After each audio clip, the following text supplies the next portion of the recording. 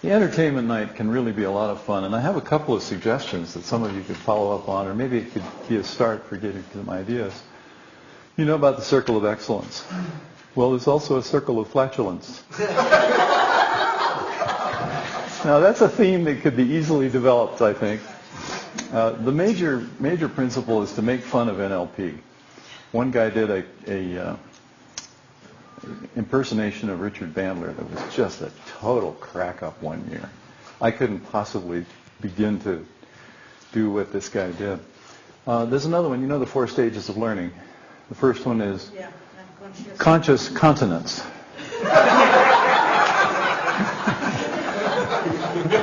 And of course, the last stage is unconscious incontinence.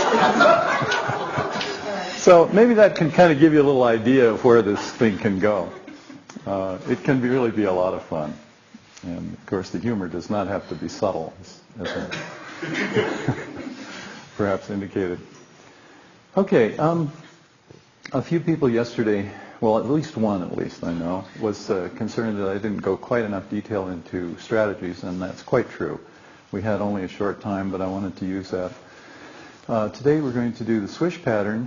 That's my primary responsibility. I want to do that first. And that will probably take us a good part of the day. I'm not sure how much, but we will have some time for sure. And I'd be happy to go into strategies some more and be a little more complete. But very quickly, Cheryl's strategy is essentially a post-hypnotic suggestion. She gives herself a post-hypnotic suggestion the night before, and it's something that she's been doing for years, so she doesn't have to do it consciously at all. But she's got a program, she's got a list already, and when the trigger goes off, it just fires off. And it fires off so quickly that it's very hard to get consciously the details of it. I had one kind of like this years ago. The garbage truck would come by and it would go ding, ding, and boy, I was out of bed like a shot because, you know, I was supposed to put out the garbage the night before, but I didn't always get it done. And when I heard that, it was bingo, and I was out the door and getting the garbage out before the truck went down the street. So some things like that are very, very automatic. And if you think about it, anybody who does something really well, it's automatic and unconscious. Driving a car, probably for most of you, is automatic. You get in your car and you think about what you're going to do when you get to work or when you get to the party or whatever it is, and you drive down the road essentially unconsciously, and yet competently. And it's only if somebody darts in front of you that it becomes a conscious process. If you ask somebody who's a really good musician, you know, well, especially a jazz improvisation type of musician, well, how do you know what note to play? He goes, oh man, you just get in the feel of it, you get in the groove, you know. And that's it. I know someone who was modeling a tennis pro, and he asked them, well, when you strike the ball like that, when you serve, when you strike the ball, does your racket end up on your left side of your body or the right side of your body? He couldn't tell him. He had to go out on the tennis court and try it out. Because it was so automatic, it was so presupposed, that it was just out of his awareness altogether. So sometimes it takes a little digging, and I was, you know, hammering away at her yesterday. Well, what are you doing there? And there must be something else. You can't just look at a list. That's not enough. And there's something else in there, but it's so automatic that it's really hard for her to answer. So sometimes you have to model several people, and different people will have different pieces of this. And, well, we'll go into that in more detail. Any questions from yesterday about submodalities, about the things we learned yesterday, the mapping across, and the phobia cure? I happen to have been able to keep track of the bee lady who's on video, and also in the transcript in Heart of the Mind, and I have now 22-year follow-up, I think. This was 1981, and I called her up a couple of years ago. She's still fine with bees. So, and she doesn't remember what we did. She has no idea what we did. She just followed along. She's very cooperative. Totally unbelieving, but very cooperative. Okay, any questions about yesterday? before we start a new section. So even she didn't believe about the procedure, still was affected? Yeah. Yeah, belief doesn't matter. Cooperation matters. If people don't cooperate, you say go ahead inside and make this picture, and they go, no, I don't want to do that. Then of course you can't do the process. But belief is not necessary. She was totally disbelieving at the end of this thing.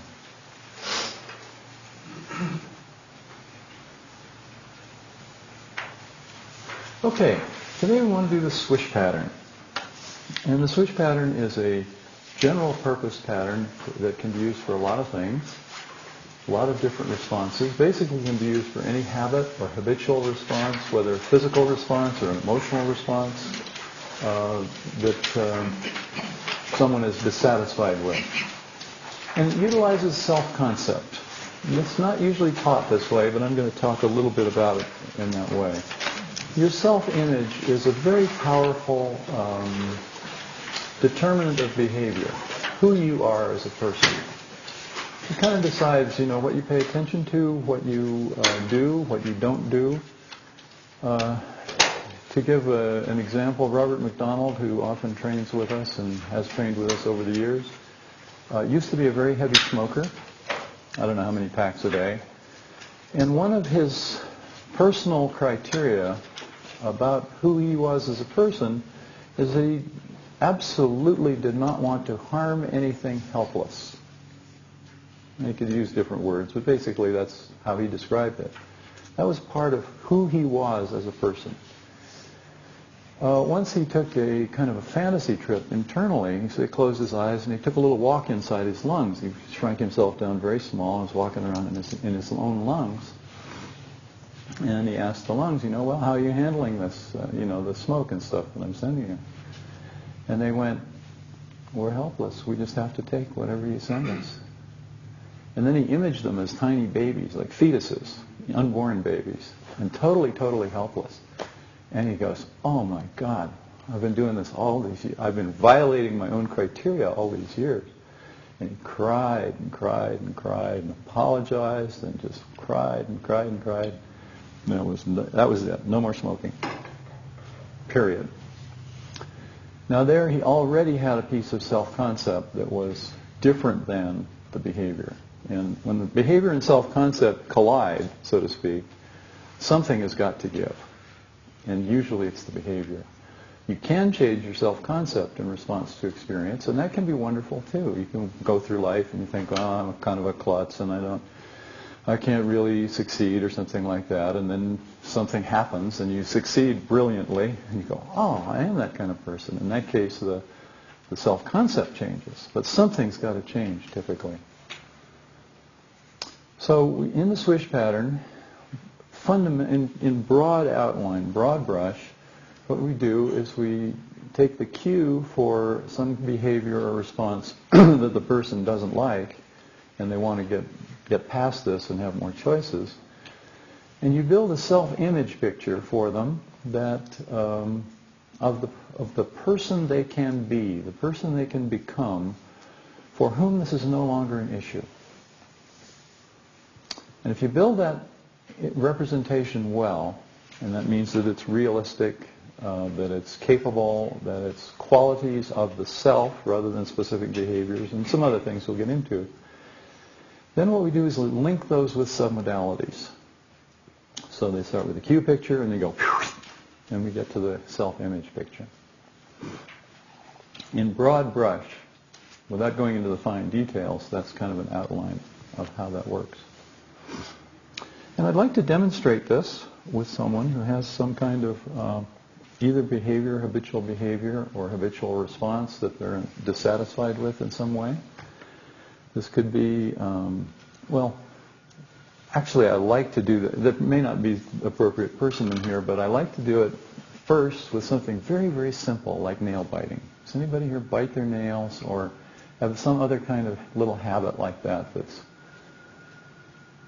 if not, we can do anything else. Yeah, I thought probably. What's that? I always do that if it's not good. You do what? You Like, oh, well that would work. That'd be great. Should we go and demonstrate? This way you can see the simplest possible example of something. Often it's easier to learn if you can start with a very, very simple example and then get a little fancier, because the basic structure will be the same. It's just that sometimes you have to add on other things. Okay, so which finger do you use? This, On both hands, right? both hands. So, do you ever cross over? No. Okay. Well, sometimes I just with one hand. Okay, good. Okay, good. Great. Now, this may seem silly, ask silly little questions like this, but I really want to know how it works. Once we did a switch with a guy who always smoked with his right hand, and it worked great for the right hand, but he's found himself smoking with his left hand. So, it's good to know all the details here. Okay, so it's this finger here. This finger, usually my right hand. Usually your right hand, okay, like that. Yeah. But sometimes this way, right? But never this. Yes. Sometimes. Okay. Now, what is it you don't like about this? It irritates the corner of my eyes. Okay, sure. Good. Okay. And it's not really useful, is it? No. I mean, it might be once in a while you wake up and there's some gum in your eyes, and it's useful to do that, right? But it feels sometimes sticky, so I want to make it feel good. It makes it feel worse. Okay. Good. Because So it my makes eyes it feel feel worse. sticky sometimes. Yeah. Great. Okay. Now, part of what I'm doing here is getting her into the experience of doing this, and the consequences and the larger scope of what she's doing. You know, the fact that it irritates her, and there might be a little sticky thing there, but she wants to make it feel better, but actually it makes it feel worse, and so on. Actually, I always feel the corner of my eyes. I feel them. Okay. You have So any I idea want to what make the that's feeling go away. Oh, okay. So it's the feeling as well. Okay. Yeah. You want to make the feeling go away. Like I don't feel my cheek Yeah. but I feel something in here. Okay. And many times little habits like this are just something that started in some period of time, and they just kind of get going, and then they get going and they keep going. It's like a mechanism that's set in motion. We often teach, and especially the next few days, you're going to get all about positive intention and outcomes related to habits and so on. But very often there are no outcomes, or there was an outcome at one time, but it's gone. You don't need it anymore. It's like the outcome developed a habit, and then the habit kept going, and the outcome vanished. You know, you changed your life, or you grew up, or in some way, it's just no longer important.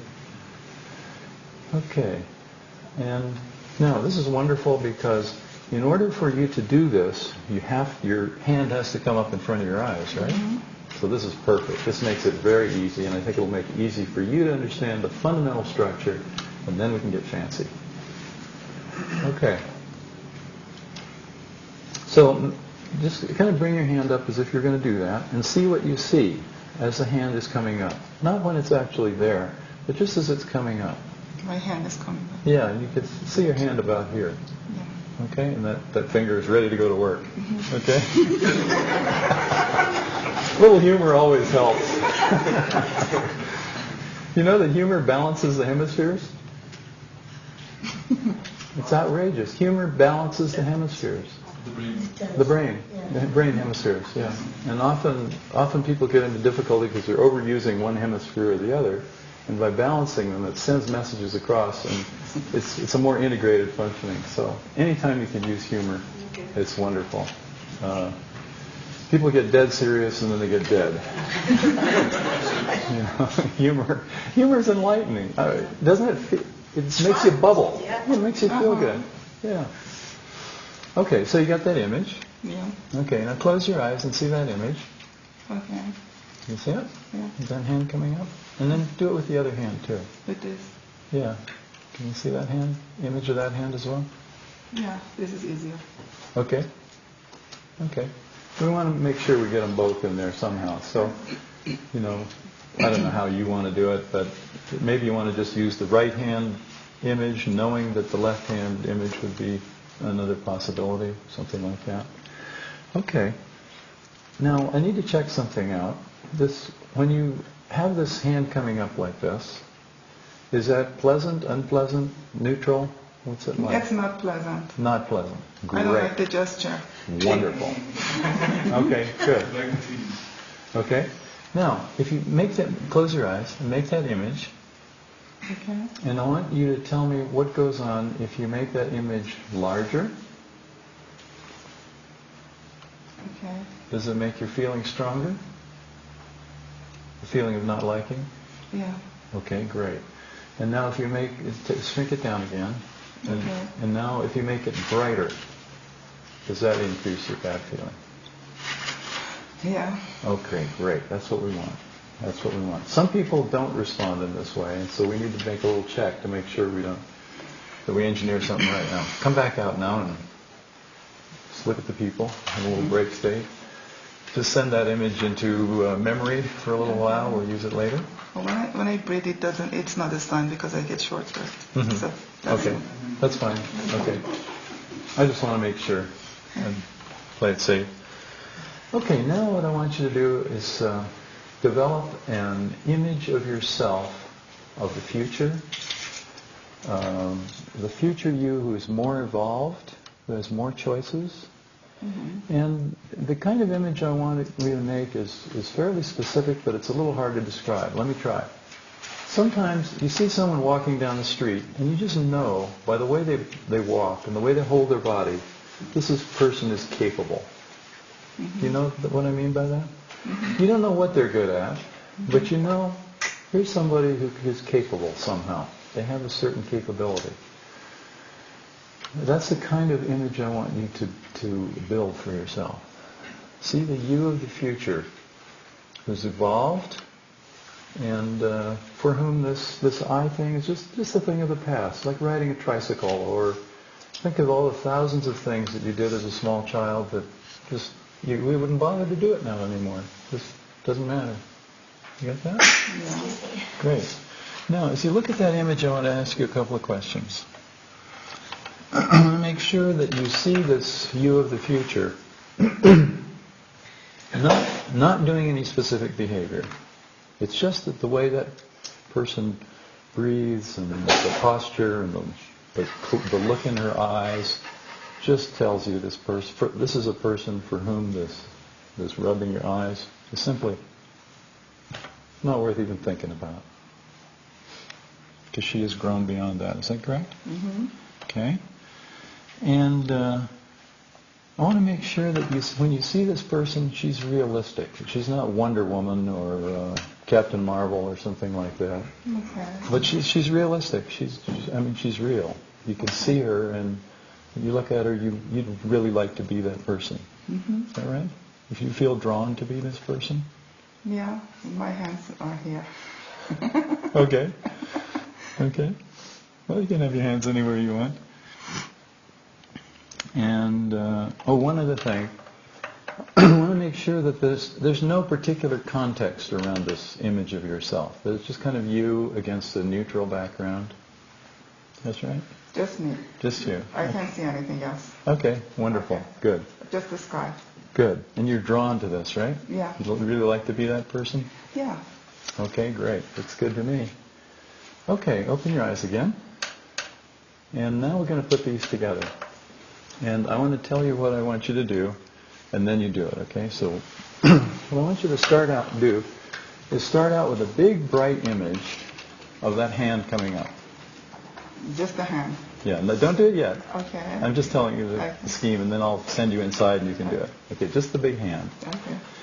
And then a little dot somewhere in that image, Okay. you have the image of yourself, of the future, the evolved you. Uh-huh.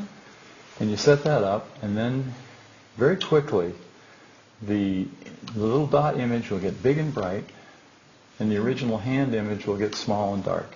Okay. And then you blank your screen, and then you do it again 5 more times. Okay. Okay? 5 times. Yeah. Or 6, I don't care. Okay.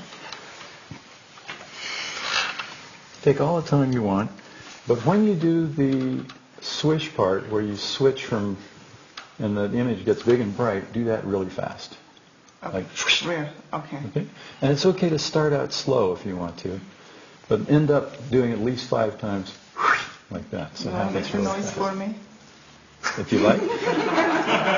But you have to tell me. You have to tell me when you want me to make the noise. Okay. I think it's a little better if you do it yourself. Okay, I do it myself.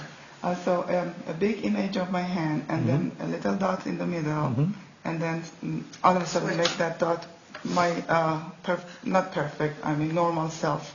It's the evolved self. Evolved self. Yeah. In The middle. person for whom this is just passé, just irrelevant. Okay.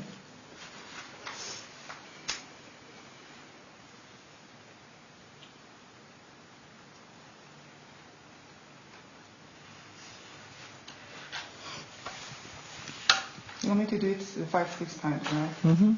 And blank it in between. So you always start with the big image of the hand, and then you go always in one direction. Okay. And then blank the screen and do it again.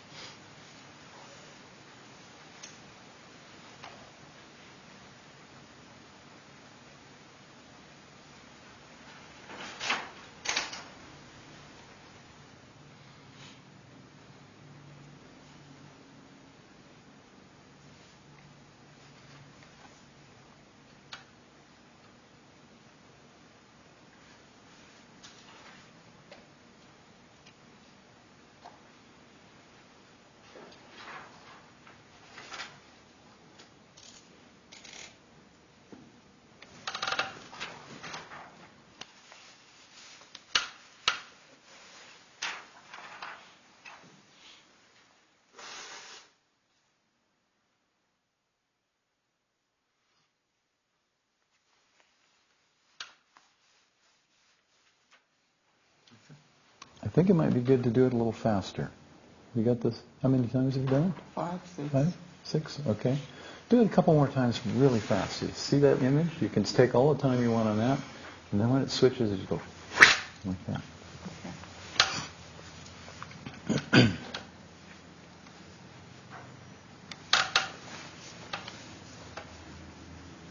Can I get the hand to get smaller? Oh, it just disappears behind the other picture. Yeah. Okay, so it's okay if it stays big, but then the picture covers it. Yeah, that'll be fine. Yeah. You could imagine, if you want to make it smaller, you could imagine that the original hand picture is like a piece of rubber that's stretched on a frame, and then it gets released, and it goes like that. Okay, that's good.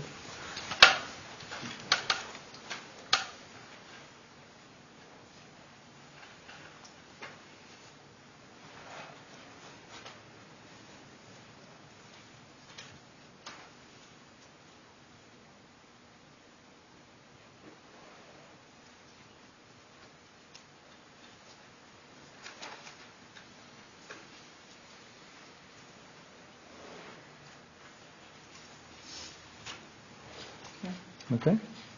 Did you do it pretty fast? Like that fast? Okay, great. Now I want you to bring up your hand like this and see what happens. What the experience?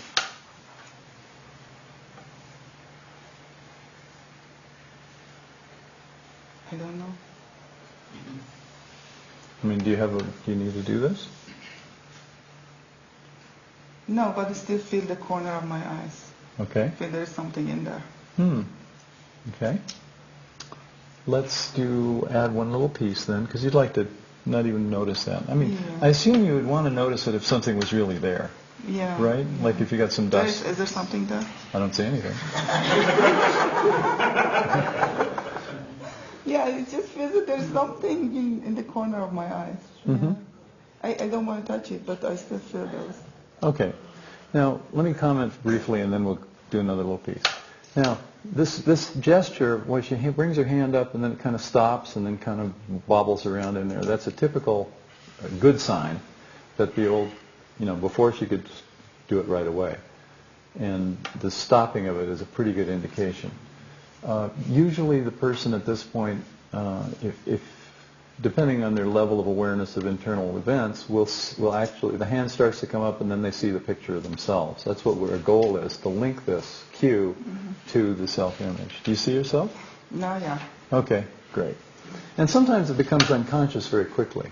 So then they go, I don't know, but typically the person goes, oh, well, the other picture comes up. And that's great. It means you did it all fine.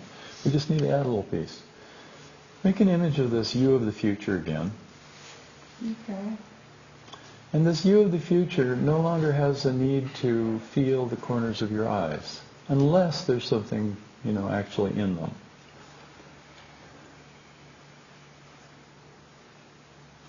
So see, just alter that picture a little bit so that you see the you of the future for whom, you can notice if you get a little tears in there or a little dust or something, or a little bug or something like that, then you would want to notice it. And then she would notice it. But aside from that, she wouldn't notice it. Just only if there was some need.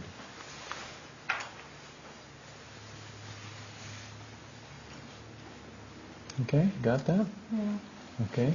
Then go back and do the same thing you did before, but with this new self-image. So I should have the hand again or not? Uh-huh, yeah. Okay. Yeah, the hand again. I would.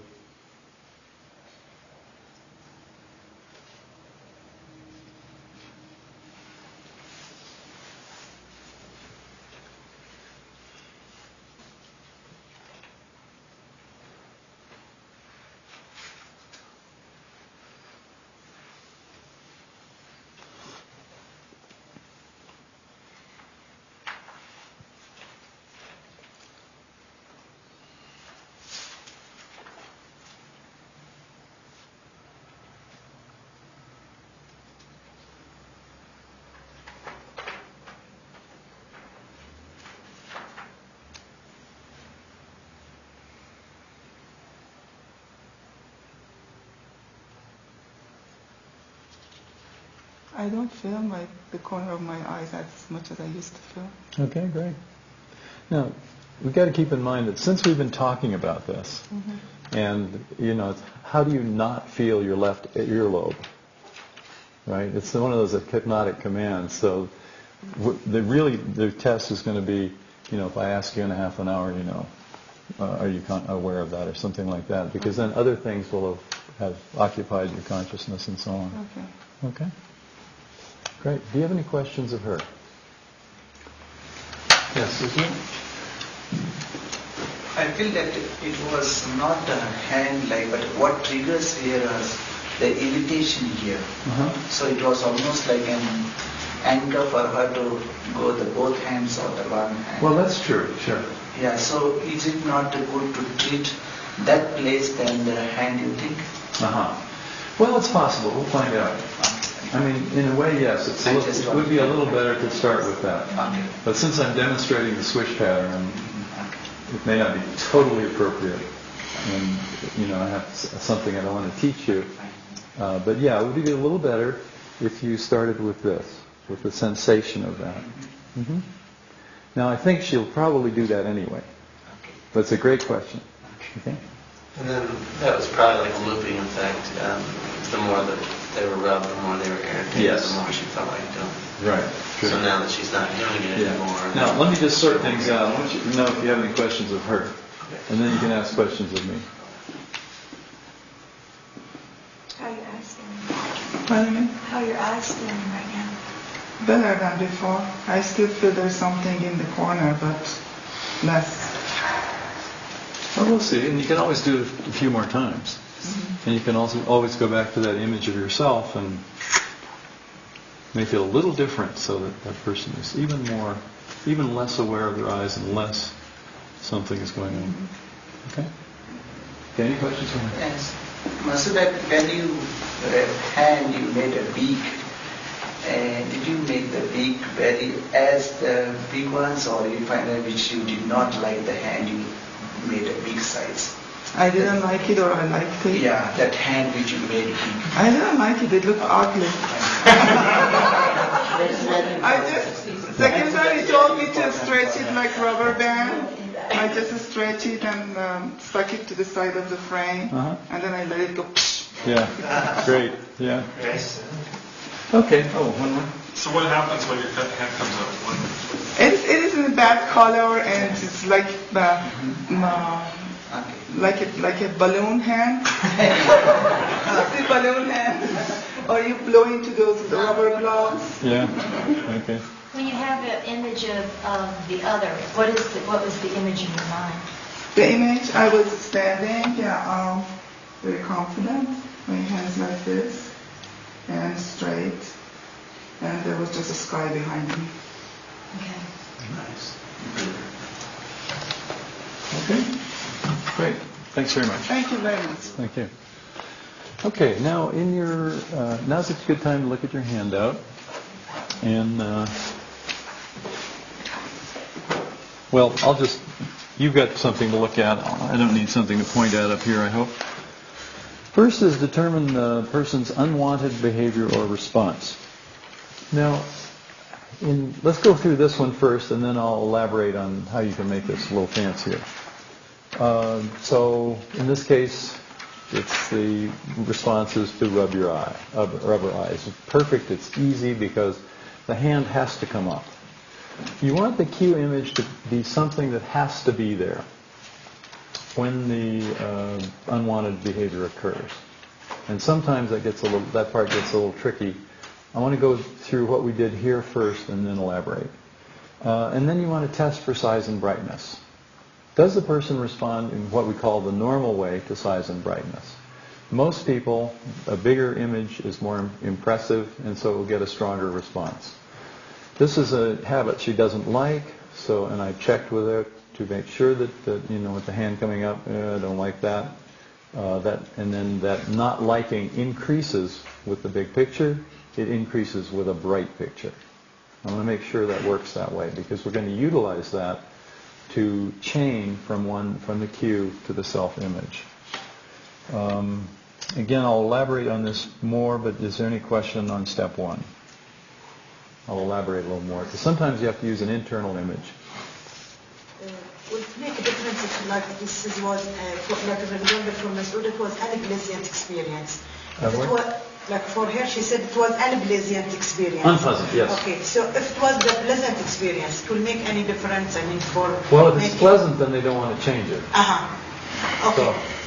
So sometimes you need to elaborate a little bit. Well, what is it you don't like about this? Otherwise, they don't want to change, and then, of course, it won't work. Does it have to be a physical behavior? No. Can it just, because when it says response, can it just be the way you react to something that doesn't involve? Yes, absolutely. Anger, getting upset, feeling terrible about something. Now, those are also responses that end up in behaviors, but they're not physical behaviors in the usual sense of the word. I mean, when you get angry, you start yelling and screaming and doing things. But this is a widely useful process. Okay, let's go on. Identify visual cues occur immediately before the unwanted behavior response. In this case, there's the irritation in the eye, there's the hand coming up. So we use the visual cue of the hand coming up. Then make a big, bright, associated image of what you see just before the behavior begins. And then you check to make sure that this is unpleasant for them. I don't like this. The balloon hand and so on, big, bright. Because what you're doing is you're going from a negative to a positive. There's a motivation piece in here of going from the negative to positive. The self-image is positive. The cue is negative. Oh, here I go again. Here I'm going into this stuff again. Any questions on the cue picture? Like C, determine the positive behavior response and make a list. Okay, Then what good. we're going to do with this. Good, I left that out. Thank you. In many cases, particularly with smoking or drinking or many other things, there is some kind of positive intent. With getting angry, to assert your values or to prevent harm to yourself or somebody else. And then you want to make a list of these positive benefits. And again, this is an elaboration that in this case I think is not, with her I don't think it was appropriate. I think it's just an old habit. Yeah. Now I could be wrong. Often the person will build into that self-image the qualities of being able to get the positive outcomes in some other way. And other times you need to be very explicit about it. And it's very good, particularly in smoking or weight loss or things like that, that you make a long list. You say, tell me about the benefits. Oh, eating is, it's a way of pleasing myself. It's a way of giving myself pleasure, and it's dependable. I can do it myself. I don't have to depend on other people to give me pleasure. I can just go get my ice cream or whatever it is and be good to myself. Sense of freedom, perhaps, a sense of escaping the bonds of social pressures. I can just do this myself, and to hell with the rest of the world, or whatever it is. You make a long list of whatever these things are, and then you use those to build into the cue image. And in many cases, this is very, very, very important. It might happen anyway, but you can't really depend on it. In this particular case, I think it's not relevant. And that's why I didn't do it. Yeah. Okay? Yes. And then do you just suggest that they'll come up with alternatives, that they kind of come up with themselves? That's the next step. So let me just hold on to that. Any questions about the cue image or the cue picture? Okay, great. Then, so you just set that aside, put it back in memory, or put it on a shelf somewhere, or whatever the person wants. Now, the self-image picture. Make an image of yourself as evolved beyond this difficulty. The you of the future. And you can always talk about, when you were 10 years old, there are many, many things that you just didn't know that you could do. And you gradually learned, and you gradually evolved through time, and you've gotten more and more capabilities. And this you of the future is someone who's just one or two steps beyond where you are at this moment. And they have the capacity, the capabilities, the qualities. Use these very general terms. It's not that they have a specific behavior. We're not substituting basket weaving for eating or something like that. It's they have the qualities of choice, the qualities of evolution, that they have many, many choices. And in particular, there's a little list here. So on qualities, not specific behaviors, I've already mentioned that. Is a different kind of person, more capable. Someone who has many choices in satisfying the positive benefits. And then you can list them. If you have a little list, you can go, this is the you of the future, just has many, many ways to relax, has many, many ways to please yourself, other than eating or smoking or whatever it is. Just additional choices. You can just look at someone's face and just imagine something about their life in a pleasing way to you. Or you can look out the window and notice how the leaves are rustling in the wind. You have many, many, many, many, many choices for taking a little moment of rest and pleasing yourself in some way. Or whatever, and you go through each of the things that way. You want to make sure that the image is realistic and human, that it's not unattainable. You make yourself into Superman or Wonder Woman, it's just not real. So I'm not going to become that person. It's just not real. And that will mess things up. Because you want a person to think that, yeah, this is possible. This is who I can become, and feel drawn toward it. So it's good to check for that it's attractive to the person. This image stays dissociated. There's a very important reason for this. If you make an image of yourself as evolved, and you step into it, then you got nowhere to go. This is a motivation piece.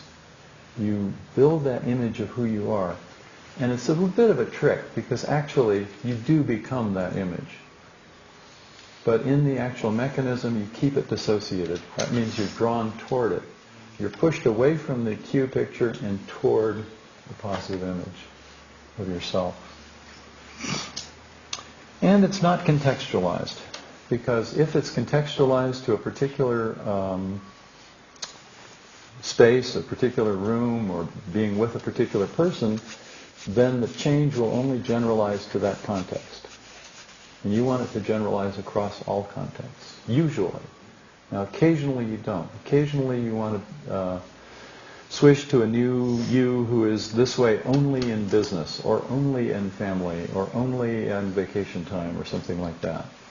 But usually you want to do this, you want to do this something that the person becomes different as a person across context. And by having no context, that means it can generalize everywhere. So you want to make sure there isn't a specific context around the person. So that's how you build the self-image picture. Oh, I left out the congruence check. Okay. Any questions about the self-image picture before we go to the congruence check? Congruence check is, do you have any objection to becoming this person? And I'm a bit lazy sometimes and a bit sloppy. Ideally, you're doing congruence checks all the way along, right? All the way along. Somebody goes like that, you want to notice, oh, okay, is there something wrong with that? Or is there some problem with that? How can we deal with that? Or something like that. But in a teaching format, it's good to have them in there at certain points to be sure that you check for congruence. This is often called ecology.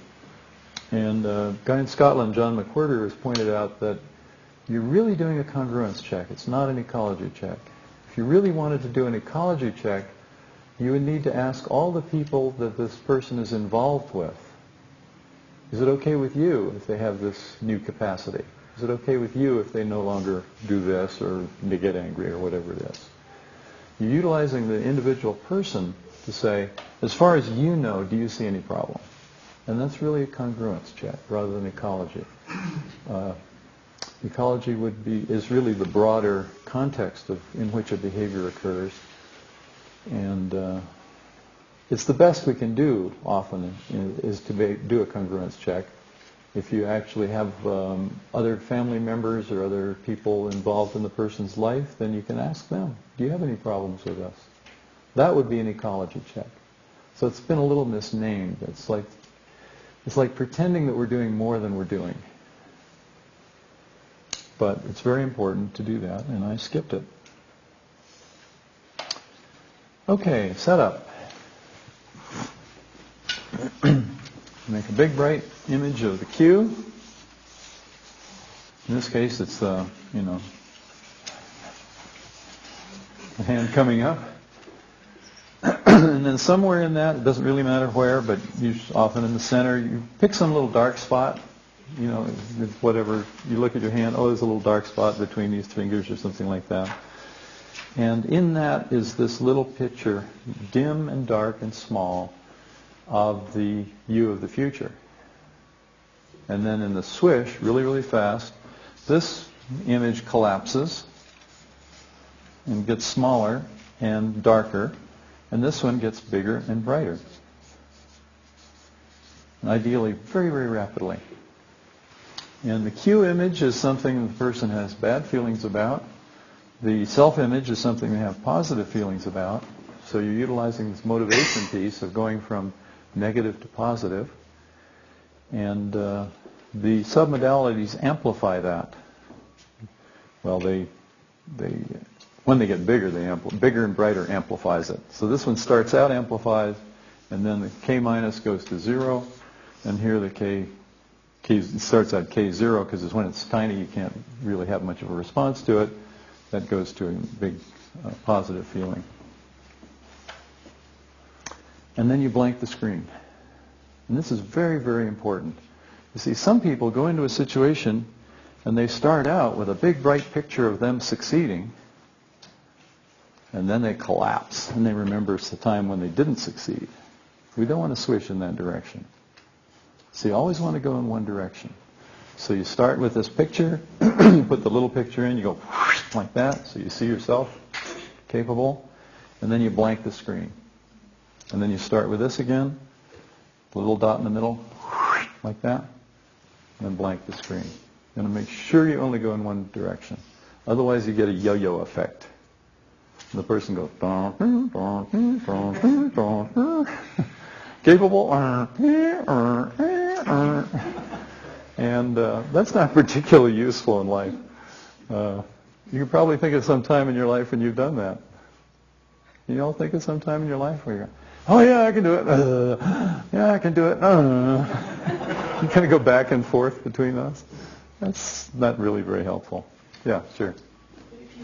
If you repeat this pattern 5 or 6 times, even if you blank the screen afterwards, you're going back to the hand. So isn't that kind of like going back to the original image?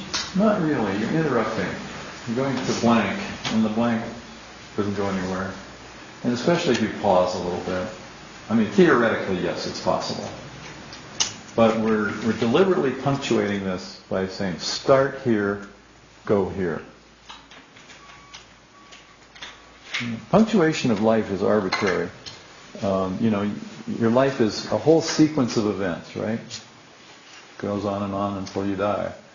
And you can punctuate it out and you say, oh, this is a success and this is a failure, or this is where I did well and this is where I didn't do well, and so on. You tend to chunk out pieces of your life in certain ways.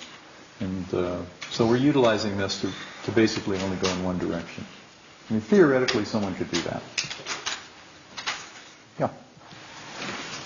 It's almost like, she was asking me, I just want to get clear. It's almost like we are finishing one episode and we are coming back again, we are doing it is not running back like yesterday that movie, no. Right. We have to finish it and come back immediately, finish it, come back again. Yes. Repeatedly for 5 times. And the gestures you're using are perfect. Yeah. It's like he's going like this. Start here, and then start here. And you can use gestures like that to help them punctuate it. And so you're like this. Looks like you're watching. Blank. Blank. Okay? So those gestures are more eloquent than many, many words that you could use. Yes? Some people only smoke when they drink. What do you do with that? That would probably be fairly easy then. So they stop drinking? No. I mean, that might be a useful goal too. But if you're going after the smoking, then it's connected somehow with drinking. So you can use that as a cue. As a cue picture, raising a glass or going into a bar or whatever. We find out whatever it is. Now, let me get a little, any questions? So then you test. So let me go through this first and then we'll get fancy because you'll need some more information. So you test by either making the gesture or making a cue image. I'm sorry, you could make the cue image. You say, imagine your hand coming up. Or in this case, it's easy to test live. You can just say, bring your hand up and see what happens. And I like to do that when I can because then you can see this little bounce in here. Before it just goes right up like that, and then afterwards it goes it's almost like it hits something sometimes and bounces a little bit. My eyes went cross. Your eyes went crossed, yeah. What's going on here? So that's a good indication that something has changed. Or whatever the cue image is, you either create it in life or you ask them, say, make that image again if it's an internal image. We'll get to that a little more. And then you're done. Now let's go back. Any questions on what we've gone through here? Because I've been basically describing what I did with Masuda. Any questions? Okay, now let's get fancy. Cue image. Sometimes it takes some exploration. Well, what is the cue? And you want a cue that has to be there. Let's take the example of someone who only smokes when they drink. What is the cue that fires it off? It could be the glass. It could be the smell of the liquor. It could be walking into a bar. It could be ordering the drink. You need to find out. What is the sequence of I events? think the taste of the, my husband does that, social occasions. Okay. He drinks and then he likes to smoke after he drinks. Mm-hmm. I think it's the taste. Well, some people do Or some... the feeling they get from drinking. Well, there may be many things. Some people, I was amazed years ago, I was having dinner with some people, and they smoked some marijuana ahead of time, and that's kind of a slower downer, and then they drank a bunch of coffee to pick them up, and then they drank some wine to bring them down again, and it's like some people are always trying to find some kind of adjustment of their state with different drugs or different activities. So you kind of have to do a little snooping and a research to find out, well, what is it? What is the cue? Anyway, you just ask a lot of questions and try and figure out what is the sequence. And this is where some sense of strategies is useful. And someone let's say, well, I just walk into a bar and then I want a drink. Well, what's going on in between there? What are the little pieces? And sometimes it takes some real detective work to try and find out what's there. But if they say, I walk into a bar and I want to have a drink, you can just have them make an image of walking into a bar, and that will probably get it. So you don't always have to get every little piece, as long as you get something that has to be there. Now, some people drink in different contexts. So then you would have to find out, well, what happens maybe just before that that's always there, before they go into a bar, before they go into a party, before they go into some other situation where they would drink. And the image can be, here we used an external image, primarily for teaching purposes. But maybe they have an internal image. I mentioned yesterday the guy who had a 7-foot martini glass. That's what set him off to go for a drink. He had an internal image, and then he was ready to go for it. So the image, you want it to be associated. Why? Because what you want to do is make a replica of real life. If I wanted to change my behavior as I walk into in training, I could hook it to walking into the training room or standing up in front of a group of people. If I make an internal image of that when I'm making the change work, then that's a replica of what I will actually see when I walk into a training room, and that means it will automatically fire off in the right context. So you want this always to be associated. Now, this is a little tricky here.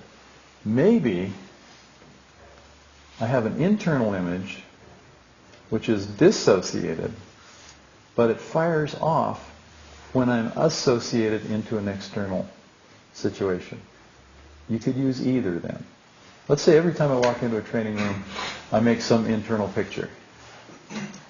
I could use that internal picture, or I could use the external associated picture of my being here in front of a group of people. So you have some choice. But you want it to be something that will kick off, that will really be a cue, like Cheryl's cue for getting up in the morning is the alarm clock. Bingo. The alarm clock goes off, she's off and running. It always is there. Otherwise, you may get a situation where the change occurs at certain times and places and not in others. And if you want this to generalize widely, and you want to get something that always has to be there. Do you have any questions about this? This is a little tricky part sometimes. So that way with smoking, you might use the hand coming up or some internal cue rather than, because smokers, it seems like there's a lot of different things that trigger. Often there are, but usually there's some point where you can get something that has to be there. Let's say that you have a bunch of different triggers that lead to some kind of urge to smoke. Okay?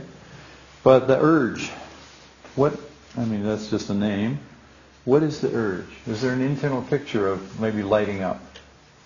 Or is there an internal picture, or maybe it's an internal sense of unease or something like that? And can you make a visual representation of this? Now let me mention briefly, and then going to go on. You can do the swish in each representational system, but it's easiest to teach in the visual form. I can show, I can demonstrate, I can point at things, and it's easiest to teach in the visual. But maybe there's a voice in there that goes, oh, I need a smoke, or I'm tense, or something like that fires it off. Usually there'll be some point, there'll be a single image or a single thing that goes. And let's say you can't find that, if you can find an external behavior, like the cigarette has to come to the mouth in order to smoke. So somewhere in this chain, can you find something that has to be there? It doesn't have to be at the beginning.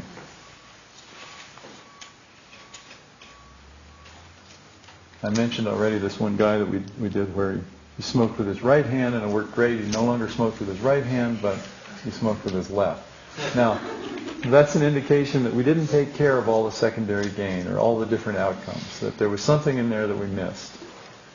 And we went back and did it again. It worked fine. We just did the other hand. It worked fine. So he didn't go to his toes or anything. No, I didn't. That's a little hard. I could do that when I was a kid. How many of you could suck your toes when you were a kid? Can you remember that? I thought that was great. Tasted funny.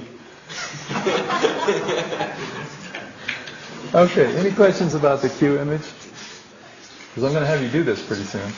And the assistants will be encouraged to go around and give you some assistance because this is, or coaches, I'm sorry.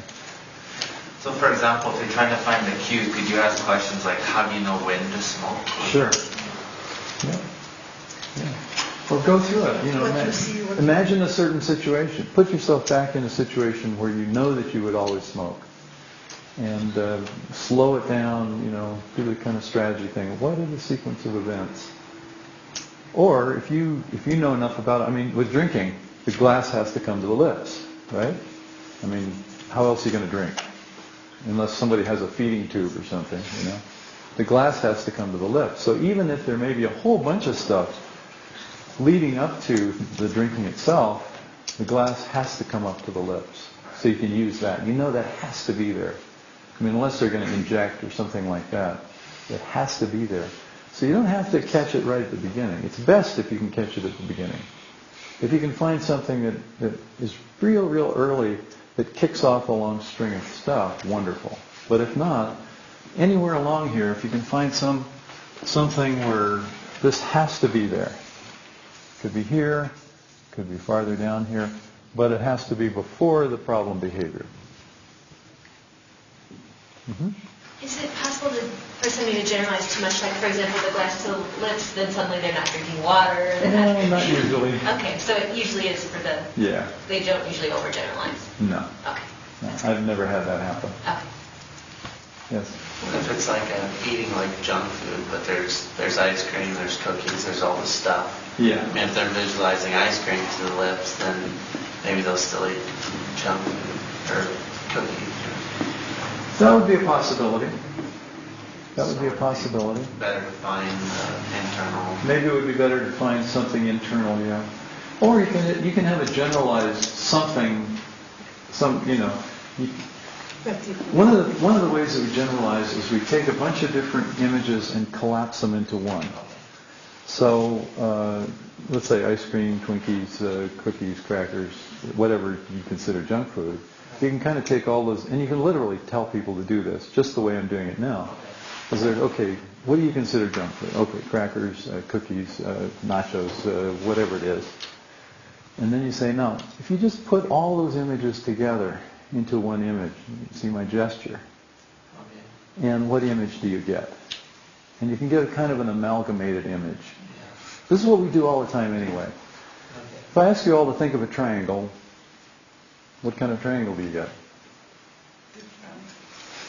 Most people will do something that's a lot like that. Very few people will go like that, which is also a triangle. This is a little more common, a right triangle. But we amalgamate. And when I say, do you know what a triangle is? Typically what will come up is something like this, which is essentially a representation of all the different possibilities of triangle. So you can do the same thing with junk food. Okay? And likewise, cigarette, the person might smoke 10 different kinds of cigarettes. It's still cigarette. And so people tend to generalize in this way, but some people don't. And if you're working with an engineer or a scientist, you have to be very careful about this because they make much finer distinctions. If you're working with someone who is much more new agey, large chunker, then you don't have to worry about it. It will generalize widely. So some people are very persnickety, and when you give people instructions, some people you can be very sloppy about giving instructions. Oh yeah, I know what to do, and they go for it. And other people will be much more nitpicky and say, well, do you mean this kind of image or this kind of image? Is it a still picture or a moving picture? And they'll ask questions like that, and you know, okay, this guy I got to be much more careful with. Otherwise, you'll get something maybe that you don't want. If you find both internal and external cues, do you use both of them or just one of them? No, I'd use one or the other. Doesn't make any difference. As long as you get something that has to be there. So that somewhere in this chain of experience, this one is always there, or this one is always there. And then if you have a choice like that, I'd use the first one. Might as well use the earliest one. Catch it early, before it's gone. Okay, one more. If you key in on the urge or the feeling rather than the motion of the hand, do you use the same submodalities? I mean, you say make your urge brighter or make it bigger? For now, yes. When you get fancy with this, you can use all sorts of things. You can do it in the kinesthetic system, the auditory system. But for now, we're going to do the visual to learn the process. And then we'll get fancy later. Okay? And, you know, when I say urge, this could be a kinesthetic. It could be an auditory, I need to smoke. It could be a picture of a cigarette, like the picture of the 7-foot martini or something. So right now we're going to use visual because for teaching purposes. Otherwise it gets too complex. We'll get complex later. Okay, maybe that's enough on the cue image. The self-image, the only thing that I would add, determine the positive benefits. Most of the time you'll want to do this. What are the benefits of this particular habit? And list them. Whatever they are. And then when you go to the self-image, you go through these. This is a person who can easily, has many choices about relaxing. This is a person who can feel comfortable in social situations without needing to drink, etc., etc., etc. And so you build into that self-image representation, all these abilities to have choices about satisfying these positive outcomes. Usually this will be very important. I didn't do it here, partly for simplicity, partly because as far as I could tell, it's just an old habit. Okay. Steve? Yes. Years ago when I was trying to stop smoking, when I did stop smoking, I read a book about negative behavior modification. And a lot of it is associated with this, except of course not the switch pattern, but one of the things they did have you do was, why did you pick up the cigarette? Well, Betty Davis picked up the cigarette. And Okay. feel confident in a social situation. Okay. And then what it would do is reinforce the negative that you had. In other words, Yeah. I hated the smell of my fingers, Right. my stomach turned over, Right. and to this day I can't walk in a smoking room without Yeah. my stomach turning over and Yeah. kind of automatically thinking of it. So Yeah. you said the negative is not good, but it worked. It works. It works. It works at the cost of creating some kind of conflict like this and of limiting behavior and limiting choices. And that's why we prefer not to do it. I mean, if that's the way that someone has made a change in the past and they want to make a new change, wonderful. But there is a certain cost. There's a certain, I don't like to go in the smoky room because it is irritating. It's like most people don't stick their head in a campfire either. It's physically irritating. I But probably have a lower tolerance level for I it. think you're- And in restaurants, I have absolutely no patience for Yeah. anybody that's smoking next to me. Exactly. So I find it aggravating. That's Yeah. the negative replacement Right. behavior. Yeah. Probably. Well, it's a result of the way that you made that change. And it means you're hypersensitive to smoke. That's Okay. probably true. So what you could play with, if you wanted to, is your hypersensitivity to smoke. You want to keep it? I don't want to be in smoky places. Okay, that's fine. That's perfectly okay. Yeah. But you see, it could be thought of as a limitation. That there's certain contexts you just absolutely won't go into. Now, if there's just a little bit of smoke, is it really dangerous to your health? It's probably not great. And if it's irritating, then by all means stay out of it. But in general, we're into building more and more choices, including the choice to not have a choice if you don't want to have a choice someplace. So that's all fine. Yeah. I just wonder if there is any study to show what's the percentage of people who smoke and use this switch method and they get sexy, not smoking. I don't have any figures, but I've done it with a lot of people, and it works a lot of the time. And, size and brightness, do check on this, because some people don't respond the usual way to size and brightness. So what if they don't? Then you have to reverse it. So, but let's just go for it like this for now. If you come across somebody, most people do respond this way. If you come across somebody who doesn't, call me over and I'll get fancy. But I don't want to burden all of you with what ifs too early. Okay, any other questions?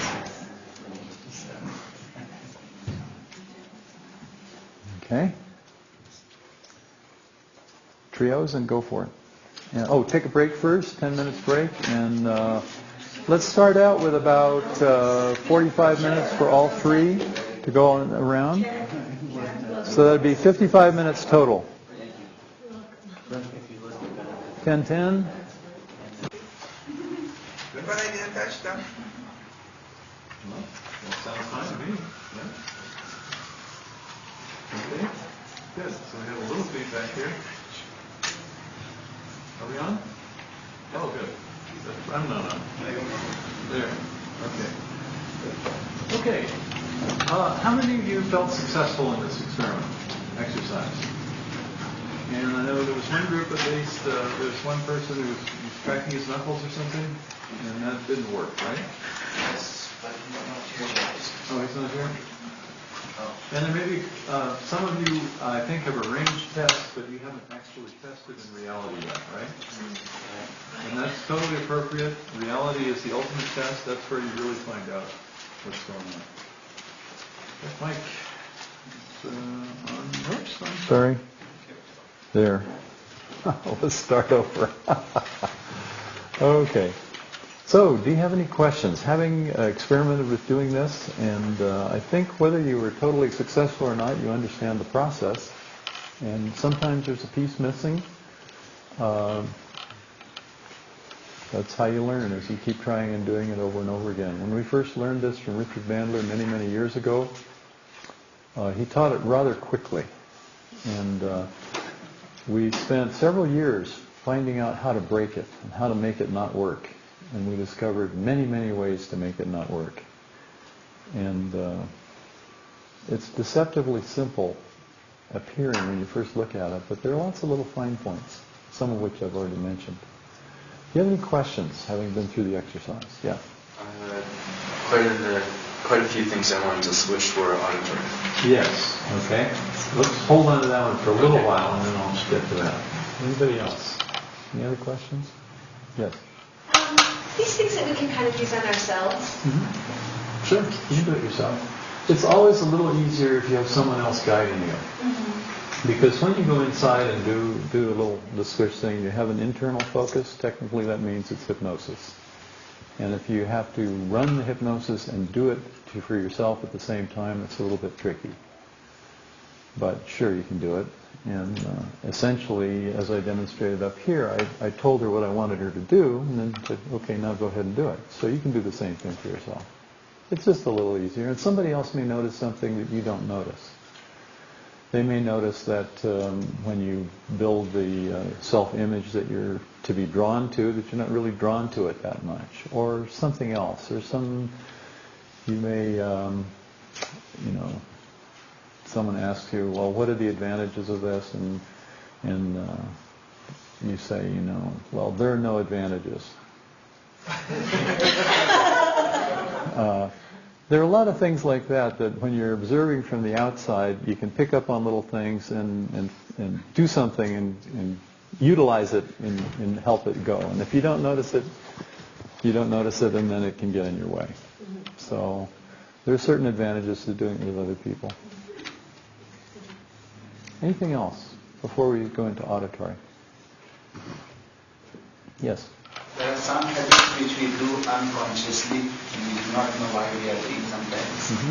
Yeah, and we need to go through the whole process, like to do why you are doing it. We have the result, but unconsciously we do it. Yeah. Well, you can always do the following.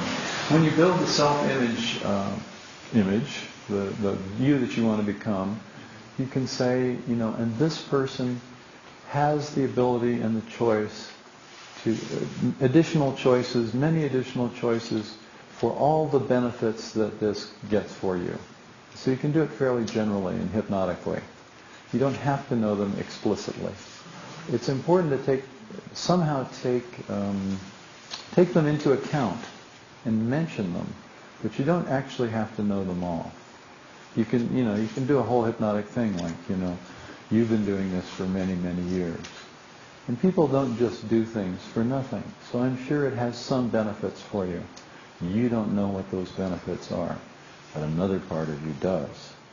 And I don't know if you heard, but I used a different tonality when I used another part of you. So that's a direct communication to another part of you. Another part of you knows the benefits that this has gotten for you. And I want that other part of you to actively participate in creating that self-image of the you for whom this is no longer an issue. And so you can do it in a very general way that way as well, without ever having to know exactly what they are.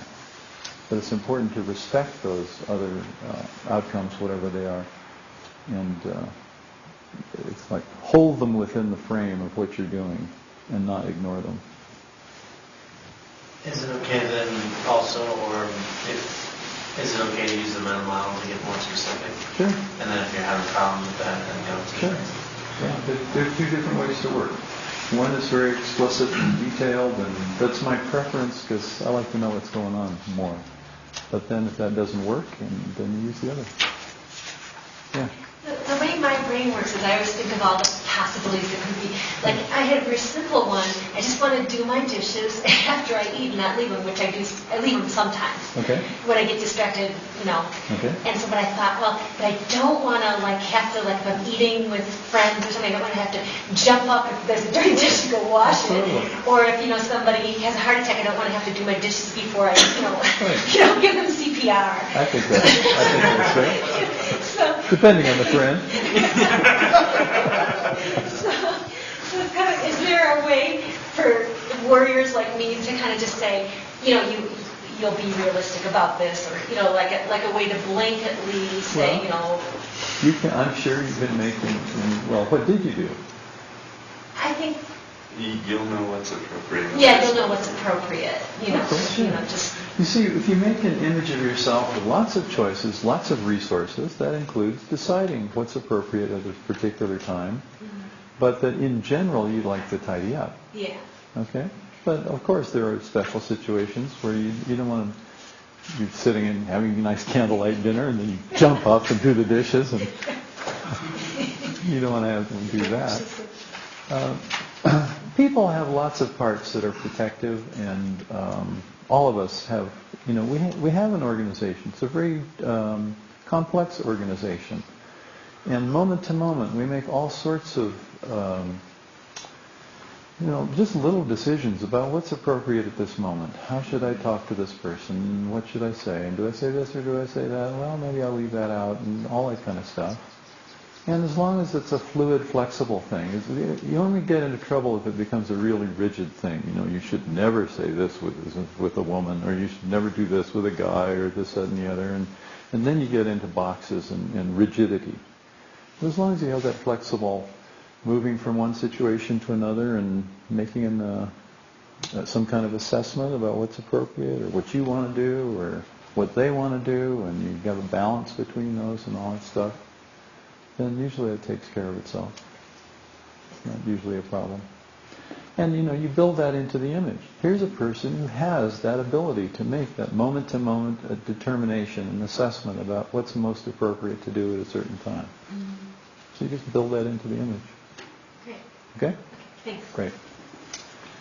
Anything else before I talk a little bit about auditory?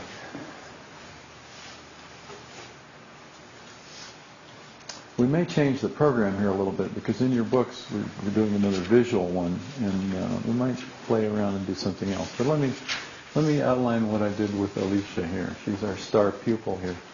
I'm getting to work with her all the time here. It's Alicia. Alicia. Thank you. Excuse me. So she had, is doing this process, someone talked to her in a way that was sort of interrupted her process and what she was doing, and she got all unhappy about that. Angry, I guess you would say. And and we talked a little bit about it, and it didn't seem appropriate to do a visual switch. And, well, the group talked about it, and then they talked to me. So here's an auditory input, right? A voice from outside that's interrupting. And it's like there was no preamble. The voice was coming in quickly and abruptly. Okay? And that seemed to be part of the difficulty. So there's the cue. In the auditory system, we have different submodalities. We have things like volume. We have things like location. We have things like loudness is volume, the same thing. Timbre or tonality, tempo, how fast is the voice, and things like that. We explored a little bit. It seemed to be that the loudness was certainly one of them. And we explored tempo the tempo of the onset was part of it. And rethinking what I actually did, I would describe it differently now for those of you who are in the group. The voice was coming in from the side, external. And when I asked her to think of her self-image, well, let's start with the voice. So there's an external voice coming in from the side. It's abrupt, it's loud. What I actually used was loudness and location. Because when I asked her to generate the voice of herself, do the same thing as in the visual system, only do it in the auditory system. Hear the voice of the you who is more evolved, the you who has lots of choices, the you who has more resources, blah, blah, blah, blah, blah, blah, blah. And that was, she had a voice up in here that had all this strength and timbre and melody and whatever it was. I didn't even ask what it was, but she was smiling. She liked it. That's good enough. And then so I used volume and location. So this one location here, there's another location over here. So this voice then started out loud and harsh and abrupt, and then faded off into silence. At the same time that this voice, the self-image voice, starts very soft and then comes out in the fullness of tonality and so on. So we ran that, and then blanket, and then do the same thing again. So this one fades out, this one comes in, blanket, and repeat it. So you can test her, insult her from time to time. And especially, correct her. That was part of it, right? The content was correcting. You're not doing it right, that kind of thing. Yeah, that's like Does that ring any historical bells? Oh, not at all. Yeah, there's a lot of history with that, obviously. Okay. Yeah. Okay. Yeah. All right. Well, can you imagine one of those historical voices correcting you now? Yeah. What's it like? Coming back with a nice voice. I'll get back to you. Just hold that. Okay. Just very subtle. Yeah. Soft and gentle. Yeah, instead of getting angry and hitting the person. Yeah. Well, that sounds good to me. So you can do this in any system. You can also do it in the kinesthetic system, but I don't think we want to go there just yet. I think it would be useful to do the other exercise in the book using color and distance. And rather than start you off on that right now, I think I'll utilize this time for something else, and then we'll start in right after lunch. I think that'll be a little better rather than try and start something and then have amnesia over lunchtime. Yvonne asked me yesterday if I would tell you some Milton Erickson stories. And that's usually something that people enjoy a lot, and we have about 15 minutes to go, so I thought maybe I'd do a little of that. I saw him about 2 years before he died, And at that point in my evolution, I couldn't really tell what he was doing. From time to time, he'd pull off some miracle, but I didn't know how he was doing it. And most people don't. I mean, he was very, very, very subtle. And so I didn't go back. Connie Ray, my wife, went back again about 4 or 6 months later and had another session with him. And the way this would go is people would apply, essentially. He'd write a letter to Erickson and say, I'd like to come down and spend some time. And he had a little rebuilt garage. Well, it wasn't a whole lot bigger than probably this. You know, it's a fairly small room, a garage that had been remodeled. And that was his office and where he met with people. And usually there'd be about 8 or 10 people in the group. And sometimes the group would change a little bit. Somebody would come in for a couple of days and then leave, and somebody else would come in. But we were there for about, I think it was 5 days, Monday through Friday. We went down for a week. And if you study, I've studied Erickson's work a lot since then, so I know a lot more about what he was doing now than I did then. But at that time, I was kind of bored, and so I didn't go back. I didn't want to go back. Connie Ray went back. But here are a few things that he did. At one point, he's crippled and he can't talk. How many of you have seen a video of Erickson? Not too many. You can barely understand what he's saying. What? You can barely understand what he's saying. Yes, you can barely understand mumble like this because he had polio twice, and this made it very difficult for him to even hold his body upright because his muscles were wasted and so on. And he would often hold this hand. The left hand was a little better shaped than his right hand. And this and kind of hold up his head like this and talk to you like this, and it makes it very hard to understand what he was saying. So at some point he says, can you tell when someone's hypnotized? And I only know enough to know this is a trick question. Some of the other people in the group didn't apparently know this. I kept my mouth shut. I'm not going to answer this one. So various people say, oh, well, there's Spiegel's sign, and the eyes tend to roll up, and the face tends to be flat. They give all these generalizations. And after he'd gotten several people in the group to commit, he turned to a woman, and about 4 people away here, there was a woman over here, and he says, Mary, where are we? And she goes, up in the apple tree.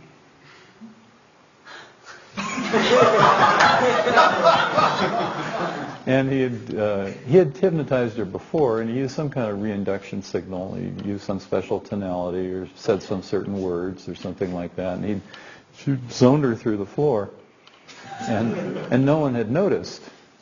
And so then he asked, can you tell when someone's hypnotized? This is not a theoretical question.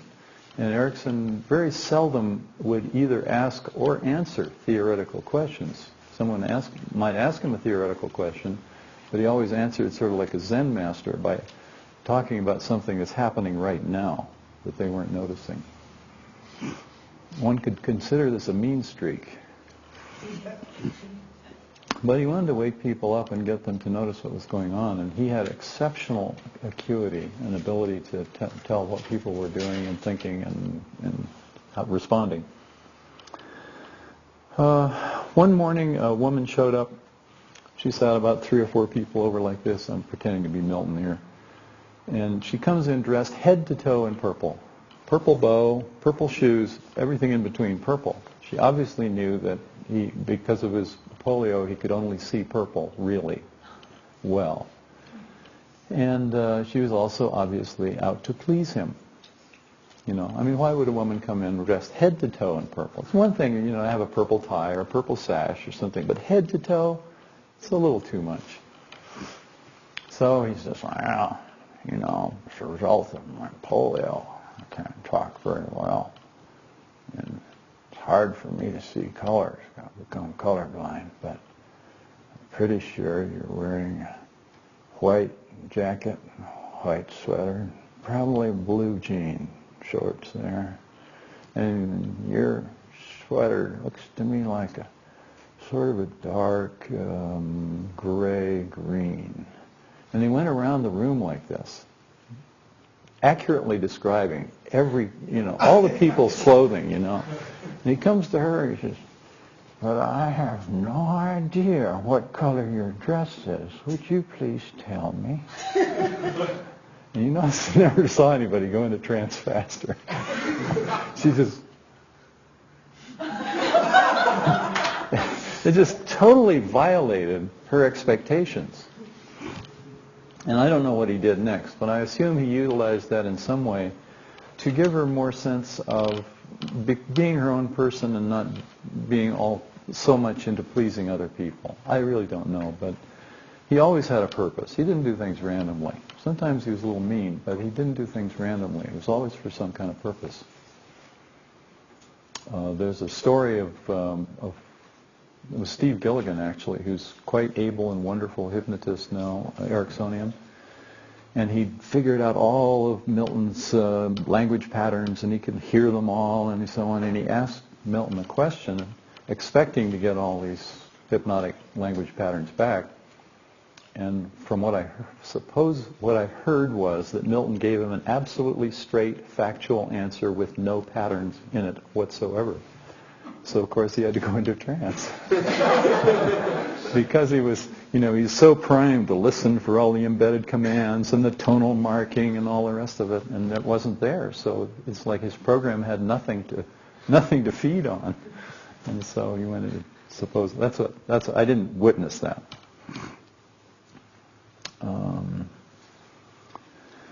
Connie Ray went down there a second time. I wasn't there, so this is a report, but it's a first second-hand report from her. She went down with a group of people that she knew, and so she knew something about their issues or the things they were dealing with and what they wanted to do. They would have dinner together and so on and talk about the sessions and so on. And Connie Ray herself had an issue. We had some difficulties communicating, as all couples do, and she wanted some resolution that's as concrete as I want to make it, and I don't really know that much about it myself. But the first meeting Erickson, she says, "Dr. Erickson, would you work with me privately?" And he says, "Well, my medical license has expired, so I can't work with people privately." Which is a crock of shit. He would work with anybody, anywhere, anytime, with or without their permission. But it kind of put her off, and she's eager, and during the first day, nothing happened. The second day, "Would you work with me privately, Dr. Erickson?" And he gave her some other excuse, or, "Well, we'll see if we have time," or something like that. And he kept putting her off. This was one of the things he did to, he called it building response potential. That rather than pushing someone or answering their initial request, he put them off until, the more they're put off, the more they're on the edge of their chair, waiting and hoping and wishing and yearning. And that makes it much easier, of course, to work with them. So this went on all week long, this kind of thing. And the last afternoon of the last day, she's sitting there in her chair, and she's just, "Well, I guess he won't probably work with me." And she was noticing how he was marking out things to different people, sometimes with little head nods, sometimes tonally, and she could kind of pay attention to what he was doing, which I was never able to do. And then part of the time, she couldn't figure out who he was marking things out to.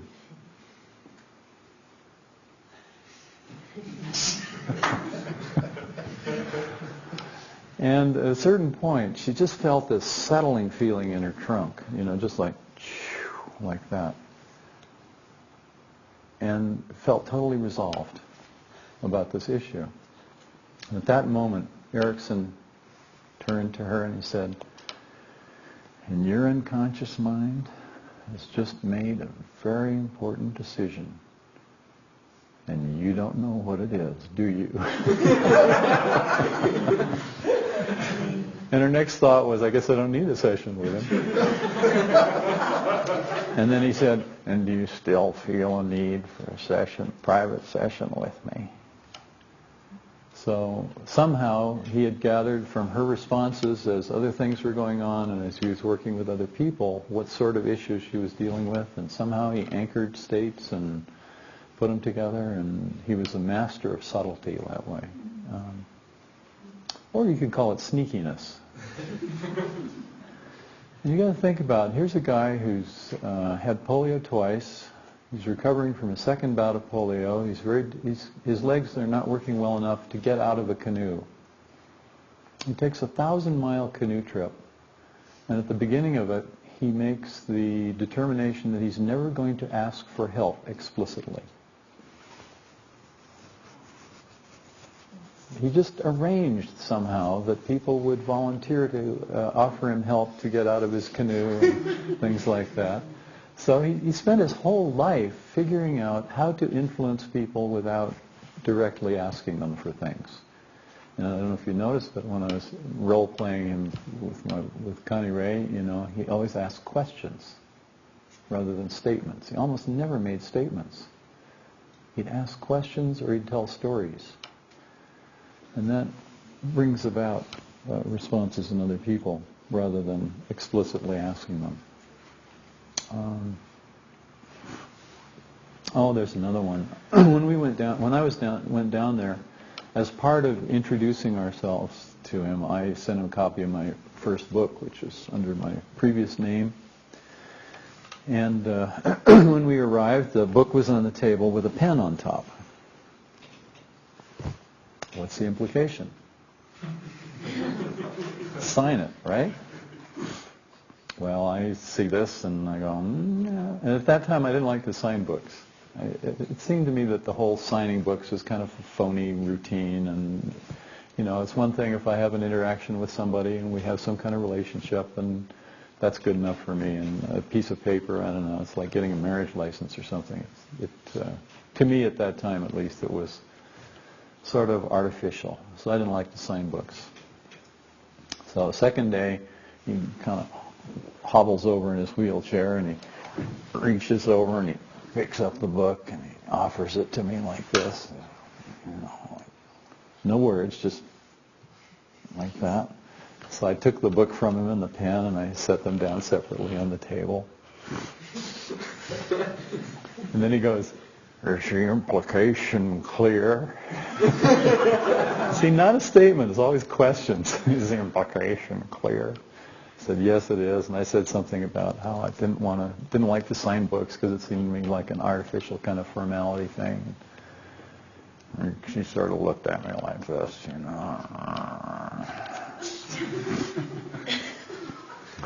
The last day, at the end of the last day, people are buying books from him, and he's signing books for them and stuff like that. Oh no, before that, and one more piece.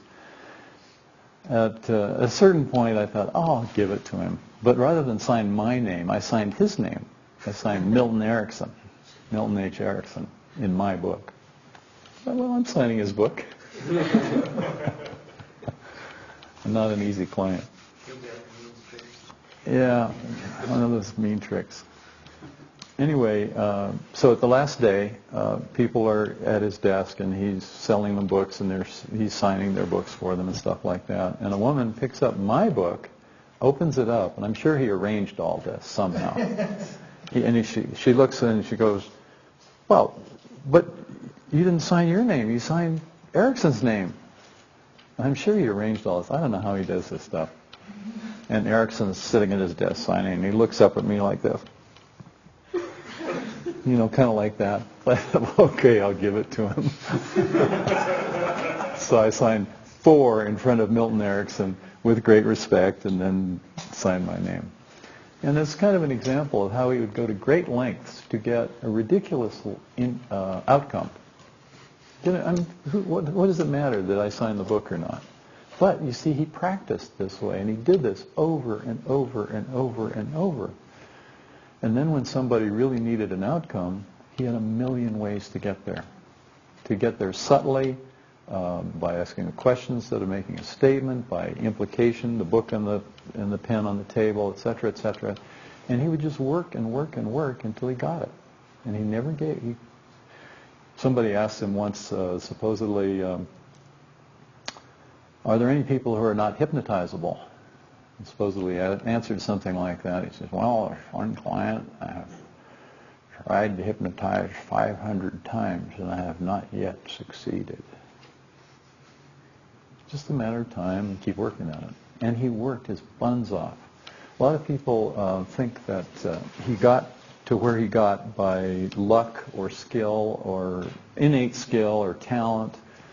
And there are many, many stories of how hard he worked and how diligently he worked. He would, there's one story in one of Steve Langton's books where he wanted to hypnotize a woman. He wrote out a 42-page, single-space typed induction. Wrote it all out, every word. And then he edited it down to 10 pages. I'm sorry, 42, 21 pages. And then 10 pages. And then 5 pages. And then 2.5 pages. And when he got it down to 2.5 pages, everything useful in the 42 pages was still there. It's just that 3 or 4 things would be packed into every sentence. And then he went and hypnotized her. That's the kind of preparation that he did. And he used to kind of joggle his head around when he talked. If you watch it, kind of wiggle his head here and there. And somebody once asked him if he was aware of the impact on clients of his head movements and position. And supposedly he answered something like this. In 1934, I systematically varied the movements, position of my head, noticed the response of my clients, and when I understood it thoroughly, I forgot it. And because he did things so systematically and so thoroughly, he could then operate almost completely unconsciously, just as you do when you're speaking language to people. When you're talking to people, you don't think, well, let's see, I'm going to start with an article, and then I'm going to use a preposition, and then I'm going to, you just talk, right? You have an outcome, you have something to do, and the words just flow in normal conversation, and usually it works great. Sometimes you go, oh, I wish I hadn't said that. But for the most part, it just flows. And it's the same way. If you can train yourself in NLP presuppositions and the various understanding how people make images inside, and you have a particular goal that you know you want to accomplish, and you practice and practice and practice, it can become very, very fluid and fluent and mostly unconscious. You may look back on it and say, oh yeah, that's what I did, oh I see that. But at the time that you're doing it, it's just simply being in the zone, or flowing, or happening, or however you want to talk about it. And now it's lunchtime, so enjoy your lunch, and I'll see you here at 1:30.